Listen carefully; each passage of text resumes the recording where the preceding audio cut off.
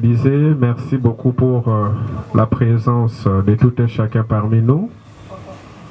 Nous collaborons dans la réunion à l'élo. Avant tout, banda réunion na biso, nako pesa maloba pour na losambo na mama oya yambi biso nesika oyo. Asambela abenisa biso lokwa andimite réunion ya LSJ esalemaka na esika ye kombo na ye mama Germaine. Nazopesa micro mpona okombo ya tata pe ya mwana pe elimu santo amen.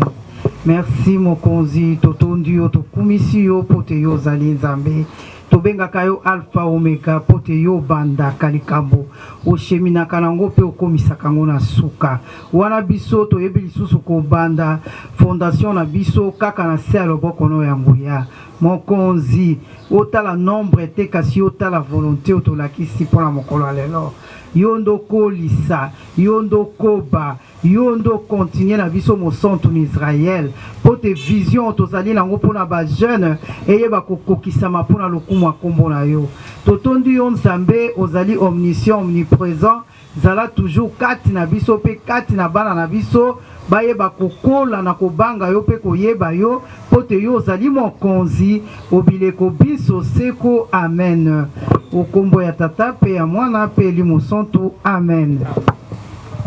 Germaine mutu ayambi biso te fanta nombe ananga fanta mutu ayambi biso nesika ye lokola ayambaki biso nesika oyo ifale pe losambo liboso ye asala yango omoni asali yango tolandi aza parmi bamama oyo bakozala na comité bamembre d'honneur comité de soutien tango comité ya sika ekokota na fin décembre nde bakoorganize makambo wana na biso.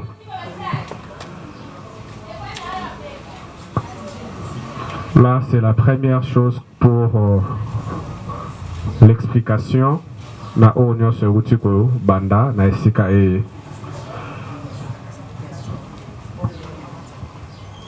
Pardon? Maman Germaine Mwanda. La maman, son nom c'est Maman Germaine Mwanda. Là, c'était la première des choses. Et la seconde, déjà déroulement réunion Lelo. Nous avons commencé notre réunion à 16h juste. Nous allons une minute pour la prière et autres. Avant 17h juste, nous allons déjà clôturer notre réunion. Le thème, le sujet de notre réunion d'aujourd'hui, c'était l'être et le néant. Avant d'aborder ce sujet, photo ça il a bien au moins rappel, Moukié, il y a réunion à la fin passée, et qu'on explique moi Moukié, LSJ pour n'abandonner ko obaye sika o mokolo alelo. À ce qui concerne rappel, réunion à la fin passée, pour le qui historique à LSJ, et tout yambaki certains jeunes, soit en grosso modo les invités, pour Salemaki dirais-je, na commune à Lemba, et pas à concert nangai ou à ça quoi assister ngai na poste ya secrétaire exécutif, to rapporteur. Nde autour ya réunion wana to projecta qui moi mini documentaire explicatif pour tous les anciens membres presque en quasi-totalité bah puis cette explication sur création LSG. Na koti mbala moko na deuxième phase c'est explication ya LSG zanini. La LSG signifie lutte pour sauvegarder la jeunesse. En sigle ali LSJ. La lutte pour sauvegarder la jeunesse a été créée en 2006 sous l'initiative de Messier Bedel Lukumu ou Afandi Nansele, comme pasteur. Lobi Dozala Kinae, mes prochaines réunions, tous les membres Barozala, tous les membres vraiment en général à la prochaine réunion. Et ça qui une initiative naïe. Et comme cofondateur, c'est bel et bien moi, Vicky Mukwayanzo. Il y a côté qui s'est venu wana, Vika yebana mingina batoté, to sala qui na ba association ya ba sportif na lemba wana. To mona ki ke vision wana zale mala muté to kima ki na biso. To sala ki jara ba association, lelo boko sangisa mbongo pona, bo sombe la mettre téléphone, to mutu tel téléphone, to lelo lokola ba soma ki chamel. Photo qui t'a quoi te de robeta jeune wana na venu wana. Dans vision ya ba association ne zala ki bongo. Vu que j'étais aussi acolyte, yé papa n'est pasteur, tu as qui kolongwa, totika ki na biso di ka ba association wana, ngape na uta ki lisusu na club mosusu ya ba acolyte na tika ki, nde apesa ki nga ide wana to salisa association. Nde to kutana ki na ba membre mosusu, to solola ki na meka ko convaincre d'autres membres ya veni, en l'occurrence Josie Kasongo. On déconne wana utsokota yewana zawana Chamel Kasongo andimaki kokota grâce na yepe neto meka ko réunir ba membre moi ebele tozalaki na faire à 6 7 tu organisaki moi comité moko ya mukie o ezalaki dirigé comme premier président alaki ndekona biso Dieu na vice ezalaki Gauthier na secrétariat ezalaki Bedel ou aza fondateur anda occupé rôle ya Bedel ya secrétariat P. Il y a disciplinaire, Ngana Zalena rôle ya relationniste, son grand frère Zalena rôle ya Josie Kasongo, Zalena rôle ya Kessie, Neto Bandaki, Makambuana, Oetangami na kombo ya LSG. Na commune ya Lemba, précisément na avenue Kilombwe, René Bandeko Salema na Kilombwe numéro 17, en face c'est pas na biso. Nde na sens wana.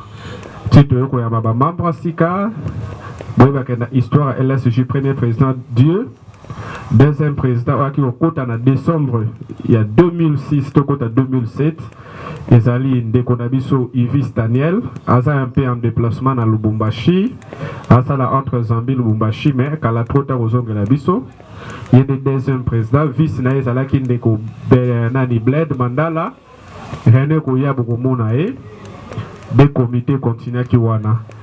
Troisième présidente ou présidente, il y a Liambo. Il y a LSJ avant qu'on commence à yango tu es premier membre à côté LSJ il y a moi si et Zaline de Korabiso Gabel Mabengo né à remplacer ka Josie na domaine de Stalimbongo Kosimba Mbongo et Kolongwa wana premier présidente il y a kokoma LSJ Zane de Korabiso Lidinsa à la Belgique. C'est un peu sandé au Tambolaki. À un certain moment, il n'y avait plus d'activité. Les membres ont voyagé, comme il n'y avait plus d'activité, Dieu avait songé bon de pouvoir relancer cette association en 2021. De toi qui ont relancé entre les anciens membres Otozalaki Tozana Kinshasa, notamment Chamel Azawana, Bedel Bled, Ivis Daniel Oazana déplacement, Princilia Oazali ko assisté ngai toi qui ko relancer yango ndeto lobaki non. Il faut qu'on réfère soit ko sala ba document oyo et sala kake club to soit association to ONG ebengama ya solo ONG to association. Mais pour nous il faut structure en place. Dès que la vote, élection, il y a des postes préparés qui va assumer moi rôle wana. Dans le domaine politique, dans le transition. Il y a 6 mois, il y a 4 comités, on a 2 personnes, président, on a secrétaire rapporteur. L'élection de Salamaka et pas Ndeko Bled Mandala, jour wana batu bakutana ki balai 3 personnes, on déba engagé qui LSJ. 3 personnes en gros qui yé Chamel Azawana, Ngaina Bled Mandala. Les to sala ki élection dans qui par acclamation. Francis Azala qui était maître, pour la parité ezala, le la paix postula qui était to sonja qui boko convaincre à côté la poste wana ya secrétaire rapporteur, auquel Azako Asimango paie très bien. Ndaki kokota ndo moni comité à 2 personnes de baso kamba kino décembre. To toyeko banda masolo tobandi masolo wana ndenge tolobaki to wana mandat 6 mois. 6 mois normalement fait kokati na mois de janvier, mais pour une meilleure début à organisation à comité ko kota bien avant tolobaki to suki ça na mois de décembre. Les toi qui ko lancer mini projet après avoir que ça la statut un règlement d'ordre intérieur en assemblée générale. Et ça qui a adopté une assemblée générale, je me rappelle, maman Bazala qui une affaire à 6. Quelques nouvelles, Bazala qui wana, moi Princilia, il y avait Josika Songo, il y avait Ado, Titi et des autres personnes, même Chamel aussi, je pense, ceux qui ne se rappelaient à Zalaki, dans l'adoption statut. Pour que l'on a adoption statut, il fallait tout légaliser en haut, donc on m'a reconnu par l'État. Parce qu'on ne peut pas fonctionner sans pour autant être reconnu par l'État. Nous avons fait légaliser nos documents. Dans le niveau, il y a ministère, il y a justice et garde des sceaux. Donc, on les a répartis dans le district. Et comment il faut qu'il y ait un hôtel de vie, tout ministère, non, dans le district. C'est un peu rédigé, c'est un peu rédigé, tour par maman, en tout moment, toujours le siège. Voilà, la 5 qui prend la provisoirement. Tout ça, je pas na bango andimaki. De la bataille quoi beta tour ata zate na roya na tungise na fente na ndetanga ye kondima wana statut ça déjà légalisé na niveau ya maison communale ya Kalamu. Nous avons nos documents juridiques et là il reste que d'organiser l'association proprement dite. J'allais parler, il y a thème, il y a l'élo. Samedi au thème Okuna. Pour une meilleure compréhension et participation par tous les membres en général. Nakata Stati et Komami Boui. René Bandagosalema, 2 fois les mois. Vu que nous avons grandi, nous avons aussi des responsabilités par-ci, par-là. Le premier samedi du mois et le dernier samedi du mois, ou soit par rotation. Le cola René Zala qui prévu samedi à l'objet où tu colles les camarades, tout ça les lots dimanche. Réunion prochaine, René Kozala samedi où ils ont mais samedi au Kuna. À 15h juste, à Wana Esika et Wana organisation statut, réunion 2 fois les mois. Kakarakata statut wana article 13 et lobby boy et bengami membre effectif ya LSJ la personne qui prend part régulièrement aux réunions, qui contribue à sa caisse, qui participe aux activités de l'association. Ndeye wana bengami membre effectif, mais avant membre wana abanda pour appliquer ba élément wana dorénavant dès son accession à LSJ, il faut remplir fiche d'adhésion. Fiche d'adhésion au comité au sali yangoyo exemplaire ya remplissage à la fiche ndambu yango na yaki nango yangoyo wane saka message na ba bilonga sika na moni lelo de ba kosala soki ba accepter kokota LSG. Sur le plan d'ordre organisationnel, notamment na kati ya ba réunion na biso to parlaka to partageaka sur ba sujet où touchaka d'abord le jeune, où touchaka la société, où eza na domaine éducatif. To parlaka yango ezalaka en tour de rôle. Ezalaki prévu pour la relancer yango ngai na banda na sujet on appelle ça qui bino lettre et le néant. Vérifiez sur caméra zo sala, lettre et le néant. Mais na repoussé yango semaine okuna, tant on a coupé ça.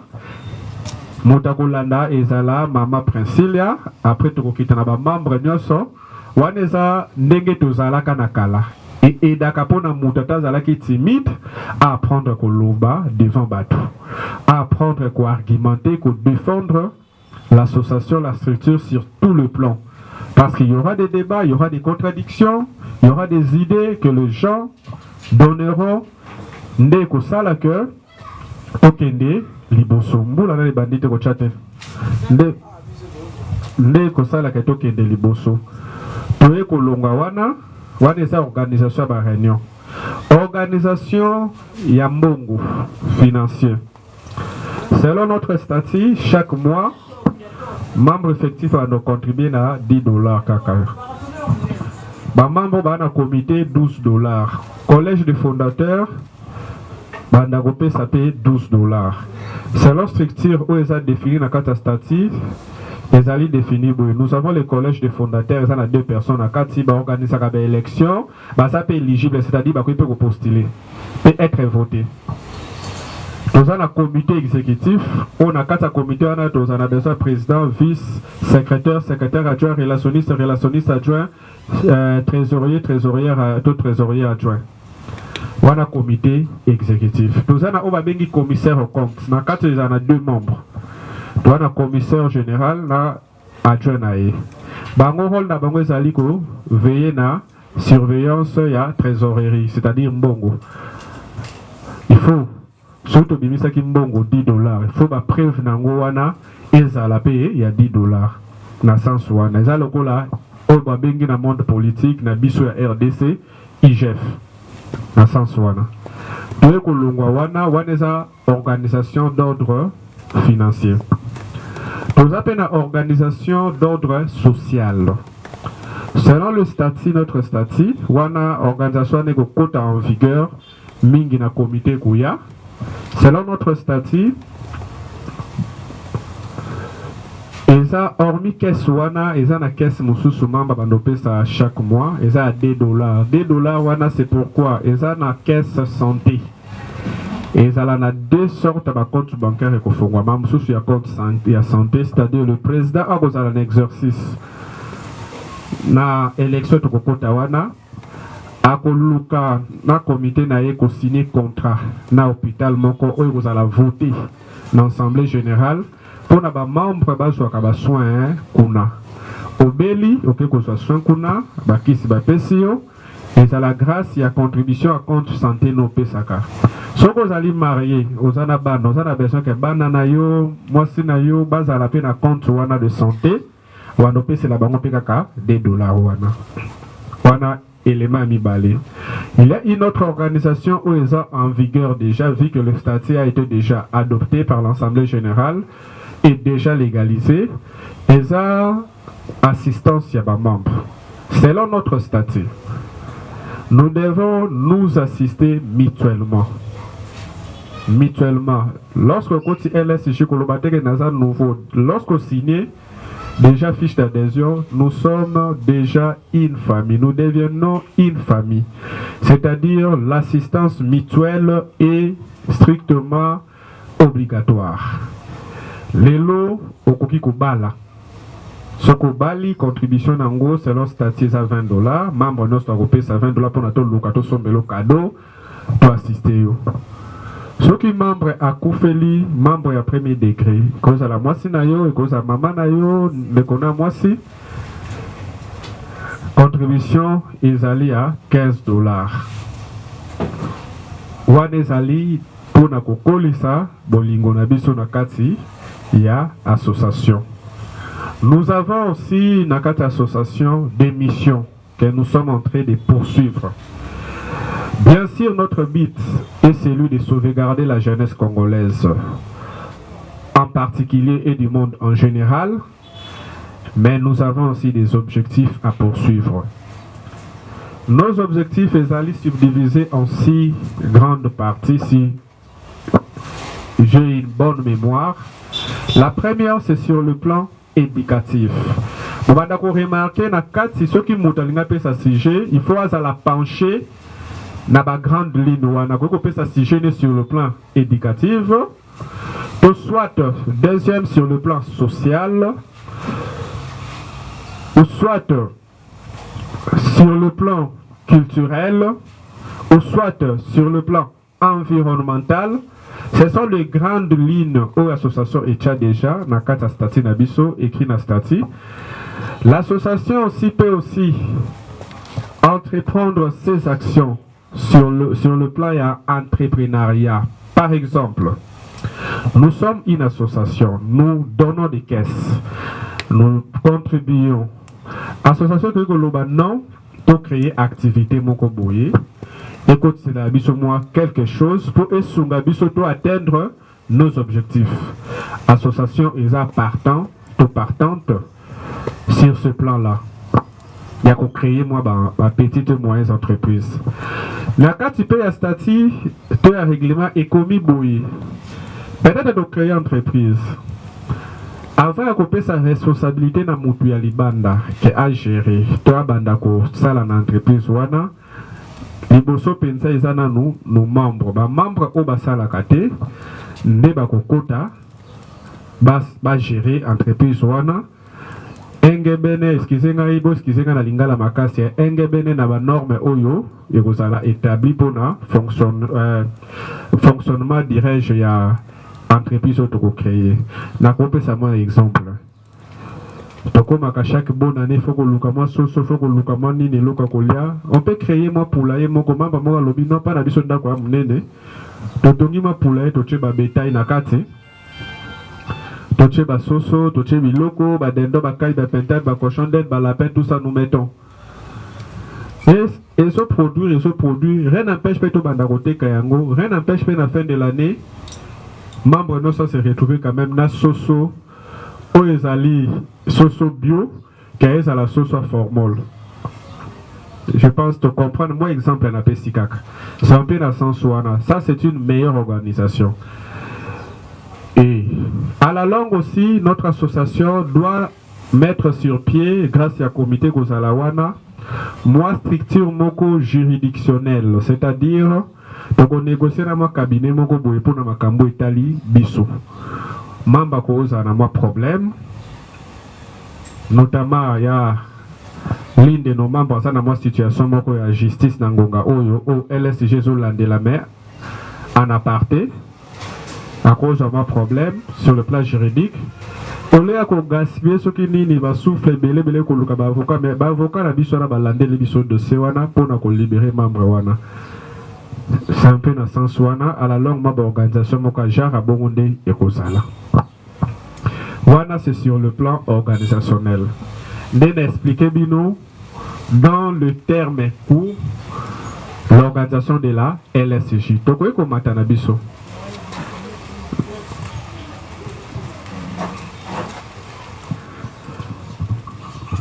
Et ce qui reste à faire. Totikalina dirais-je un mois et quelques semaines.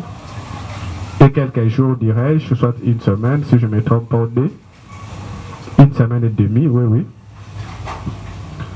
On a réalisé moi biloko wana mike.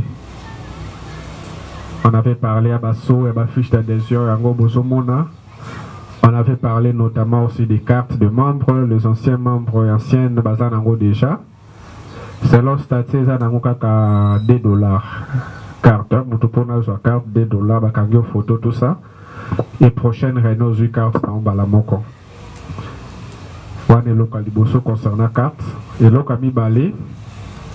Et Zali, nous sommes en train de réfléchir pour clôturer notre mandat. Aucun de quelque part, na mois où il y a décembre, une journée de réflexion, et vous allez soit na plaza, soit et vous allez na niveau kaka bakinko le kuna, parce que j'ai essayé de me promener dans la ligne d'être fâché de Luka et tout ça, mais j'ai trouvé que c'est un peu exorbitant la prix. De la pensée que Kokendeka côté Kuna, côté fondateur à Fanda Kabedel, na va côté ma place à Kuna, Kokendeko passer une journée de réflexion Kuna, finir l'année en beauté. Parce qu'à la coutume, tu organises un maman la fête, mais bah des fois tu organises louer salle, bah inviter bah parents bah bengisi bateau. Président Sikako a sali discours na des fois invité na sens wana présenté plan d'action na sens wana mais comme on a repris donc il faut s'azarder tout ça les locaux oyo soso kokia na mgongo na été. C'est pourquoi nous avons songé bon d'abord d'organiser une petite journée de réflexion na mois de décembre et que la date de communiquer bino na ba groupe à WhatsApp to créer qui to communiquer bino yango to avez déjà na chaîne à YouTube to za na adresse email bozo yango nyoso to ba ancien bazana yango ou azana yango te na reprendre yango lisusu na niveau ya groupe adresse email na lutte pour sauvegarder la jeunesse @gmail.com.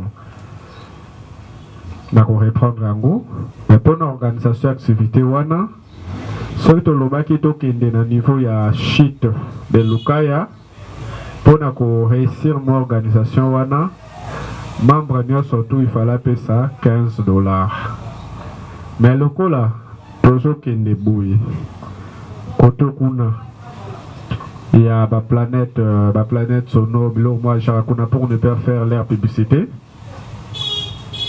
Je pense membre nyonso akoki kolengela mwa $10 ya kopesa banda déjà parti à semaine oyo numéro nanga tout le monde aza nango bengi to soki nzambe asungi moi provisoirement toko fongola moi compte ba réseaux sociaux, c'est-à-dire ba M-Pesa, Orange Money et autres pour membre place azala koye kotinda sali dépôt ya $10 kuna mais ce mieux prochaine réunion kaka ko prévoir koya nango nde na sens wana.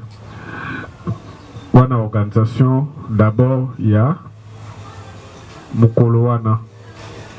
Il y a une autre organisation que j'avais lancée dans les groupes wana ekozala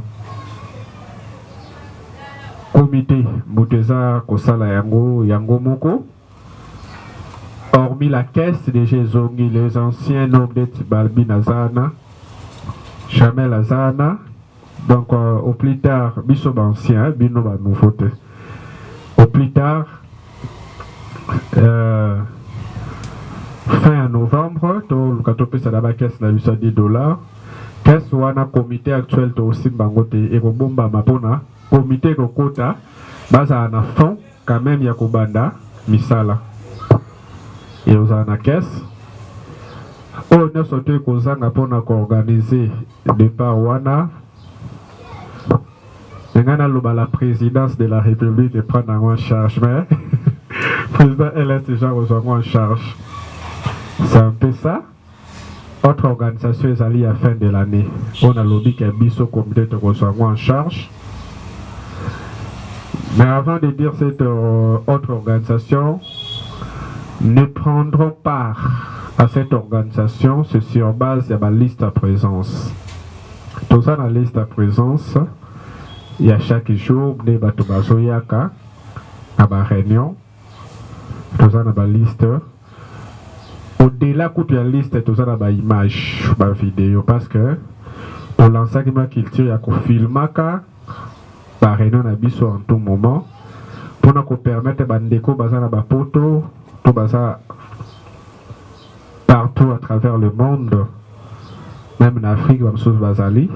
Balandaka ba réunion et nanzela la chaîne nabiso ya YouTube nanzela ya chaîne nabiso groupe Facebook LSJ TV YouTube ezape LSJ TV ba LSJ eza ebele kuna foluka penza pono mona ya biso abonné bazana no mikena to komi na 1000 abonnés te même chaîne à YouTube on est très important pour ce to komi na 1000 abonnés et que ba vie bandi ko salema to ko banda ko gagner ba €100 par mois. Donc il y a une importance très capitale nako activer ngo makasi so ginzamba sungi ba neza koya. Mais souci ça dit à tout le monde à s'abonner au tal aux liens au partager la contact non nyoso ko s'abonner ça sera une bonne chose. D'abord, nous avons deux chaînes à YouTube. Moi, je suis 700 et quelques abonnés. Car la totale est 1000. Nous avons une chaîne pour la promotion à LSJ. Ce qui est activité, je suis ici à ma case, c'est Renoté et les Canada Média. Pour la promotion à LSJ, je suis Renoté et les Canada Média. YouTube, pour créer chaîne par WhatsApp. Ça, c'est la toute première des choses. Comme je disais, ne prendront part que les membres effectifs tout soit le membre Oyo est à le côté lelo, aux membres effectifs. Oyo aroya régulièrement, Roya apprendre à part na ba réunion. Kobanda mukolo ya lelo. Na effacer na ngaba onyo so ba yakate, mais to bandi mukolo ya lelo parce qu'on annonce ça aujourd'hui. D'ici fin de l'année, nous sommes en train de prévoir, si Dieu le veut, comme de ça la fête, hormis sortie de ça là, mais quand même membre ne surtout à se retrouver à ta na bonne année, Noël té na bonne année,